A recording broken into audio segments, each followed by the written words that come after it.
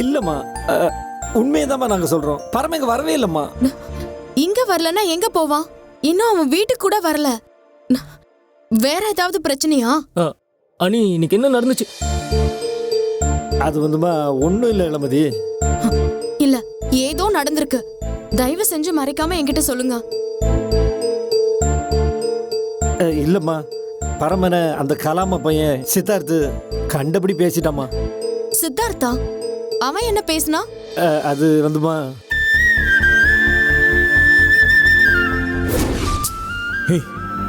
சும்மா வார்த்தைக்கு வார்த்தை தம்பி தம்பின்னு சொல்லிட்டு இருந்தேன் வைய. என்னடா தம்பி? யாரா தம்பி உனக்கு?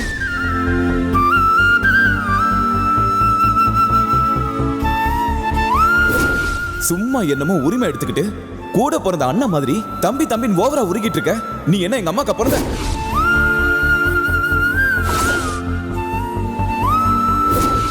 ஏதோ யாரும் இல்லாத ஆதரவற்றவன் தானே நீ.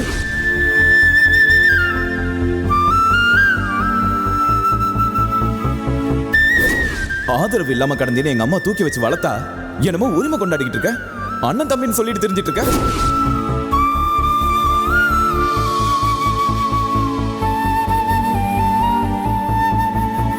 அவன் அப்படி பேசணுன்னு பரம ஒரு மாதிரி ஆயிட்டாம்மா. என்னதான் பரம ஒன்றும் இல்லைன்னு சமாளிச்சாலும் உள்ளுக்குள்ள அவன் ரொம்ப உடஞ்சு போயிட்டாம்மா. சரி இங்க வா பரமான்னு நாங்க கூப்பிட்டோம். ஆனா நாங்க சொல்ல சொல்ல கேட்காம அவன் ஆட்டோ எடுத்துட்டு எங்கேயோ போயிட்டம்மா.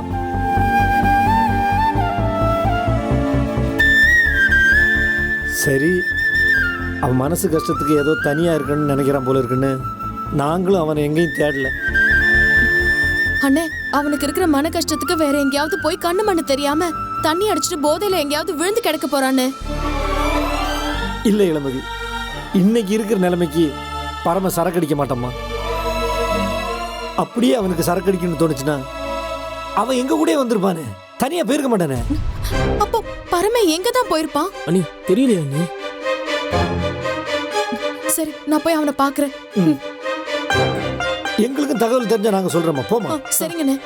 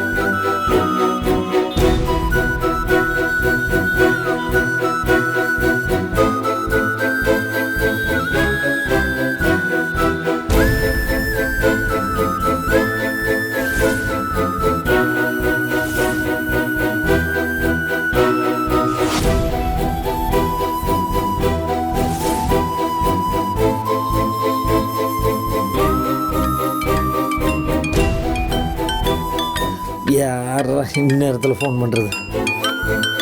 இளமதி அண்ணே, பரம வந்துட்டானா அண்ணே? இல்லையம்மா. அண்ணே, பரம போற எல்லா இடத்துக்கும் நான் போய் பார்த்துட்டேனே, எங்கேயுமே பரம இல்ல. இளமதி, நீ வந்துட்டு போனதுக்கு அப்புறம் நாங்களும் மனசு கேட்காம அவன் போற இடம்லாம் தேடி பார்த்தோம்மா. ஆனா எங்கேயும் பரமனை காணும்மா. அண்ணே, எனக்கு ரொம்ப பயமா இருக்குண்ணே. பயமா? என்னம்மா நீ, பரமனை பத்தி உனக்கு தெரியாதா? அப்படியெல்லாம் எதுவும் யோசிக்காதம்மா. அவன் இந்நேரத்துக்கு வீட்டுக்கு போயிருந்தாலும் போயிருப்பான். எதுக்கும் நீ வீட்டுல போய் பாரு. சரிங்கண்ணே.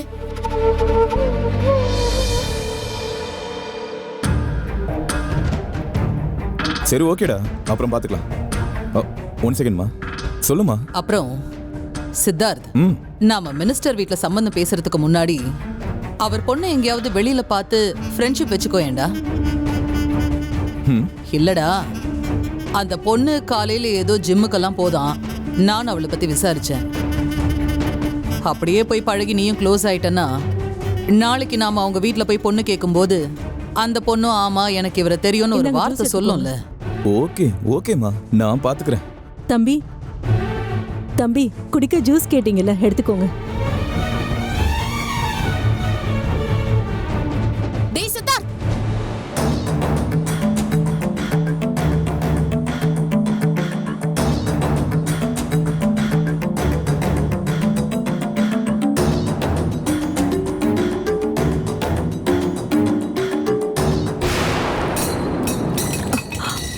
இது ஒண்ணுதான் குறைச்சு. ஏய் என்னடி திமிரா? இத பாருங்க, நான் உங்ககிட்ட பேசல. கொஞ்ச நேரம் அமைதியா இருங்க.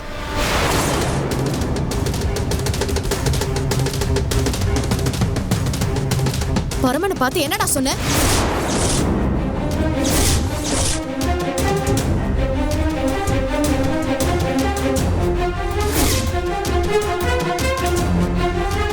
சொல்லுடா.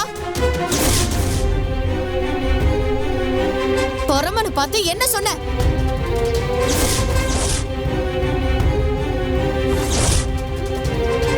பரமனை பார்த்து ஆதரவு இல்லாதவன்னு சொன்னியா?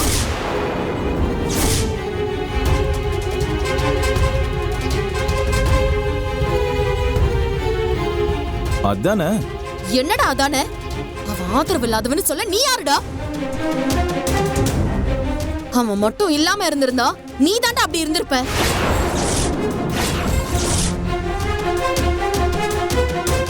உன் அம்மா பண்ற தப்புக்கும் கந்து வட்டி பிசினஸுக்கும் என்னைக்கும் சோழிய முடிச்சு விட்டுருப்பாங்க. இன்னைக்கு வரைக்கும் அவங்க உசுரை காப்பாத்தி கொண்டு வந்தது பரமன் தான். அது உனக்கு தெரியுமா? பரமனோட குணத்துக்கு முன்னாடி நீங்கெல்லாம் கால் தூசிக்கு பெறுவீங்களா? அவனை போய் அப்படியெல்லாம் சொல்லி மனச காயப்படுத்திருக்கீங்க.